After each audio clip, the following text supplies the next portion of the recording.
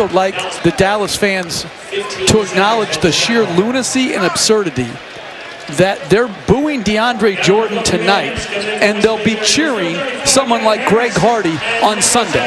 That, to me, is absurd. All this guy did was change his mind. Van Gundy suggests there's a double standard in Dallas. Skip, does he have a point? No, he does not, Stephen A. Molly. I vehemently disagree. But for the record, let me state, Jeff Van Gundy is the best NBA analyst on television, bar none. And I like him even more because occasionally he will have the guts to venture forth with a little opinion that's beyond the game, about larger issues, about pet peeves of his own, Jeff Van Gundy's. But this one, I must admit, really offended me, and I think it's out of bounds. And here's why. I can really speak to this, Stephen A. I am a lifelong Cowboy fan.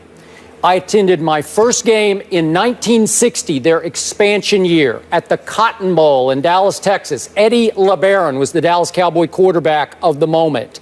I believe the opponent was the St. Louis Cardinals. That's how far back I go with my Dallas Cowboys. And I told you from the start, I did not want Greg Hardy on my team, but that I would continue to root for my Cowboys, but not for Greg Hardy. Roger Staubach, the great Roger Staubach, whom I covered for many years, knew him very well. He said exactly the same thing a couple of days ago. I root for Dallas, but I do not root for Greg Hardy. And I haven't taken any survey on this, so maybe I'm wrong, but I will bet you a majority of Cowboy fans feel exactly the same way. They root grudgingly for Greg Hardy just because he happens to be part of their Dallas Cowboys that they love with all their hearts and souls. So I got to ask Mr. Van Gundy a question here. What are Cowboy fans supposed to do?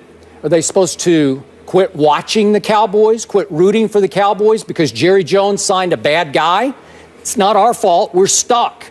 So I ask again, are we supposed to boycott the Dallas Cowboys because Jerry Jones signed a player who is regarded as maybe the best pass rusher, one of the top 5 pass rushers in all of pro football, who ultimately was not convicted of domestic violence in North Carolina, who did serve his suspension and was completely eligible to be signed by any team? Should we boycott that? Well, I'm not going to. I'm sorry. But I will not root for this man, Greg Hardy. Now back to Maverick fans. Again, as I stated earlier, I don't think anybody threw anything last night. If they did, then they crossed the line. But as paying customers, paying a whole lot of money for those seats, especially the courtside seats, they have every right to boo a player who reneged on his commitment to them last summer and who failed to even man up enough to call Mark Cuban to tell him why he reneged. That's well within their right. I support them wholeheartedly for booing DeAndre Jordan.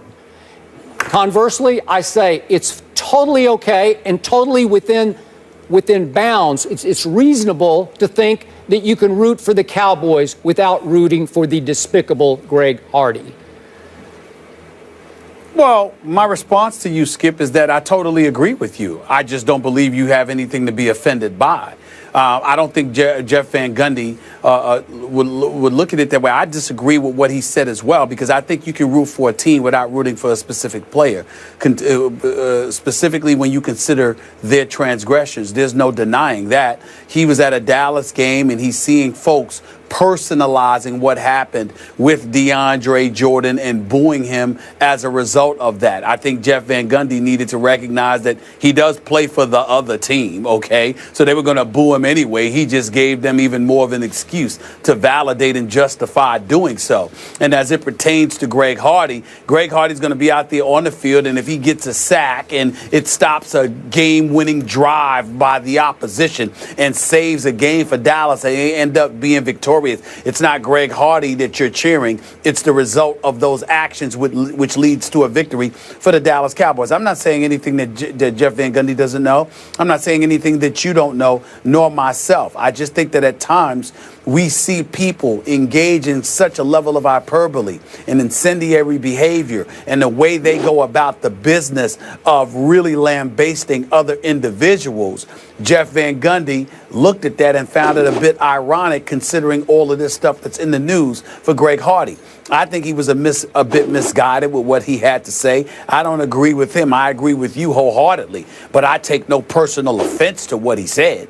I don't think that he said something that should have been insulting even to Dallas fans. I think that he said something that makes you stand up and remind yourself that while you're rooting for the Cowboys, you need to be careful as to not coming across as if you're rooting for Greg Hardy, because there's so much stuff that obviously is going on with him. He might have went a little bit too far with it. Again, I agree with you more than I agree with him.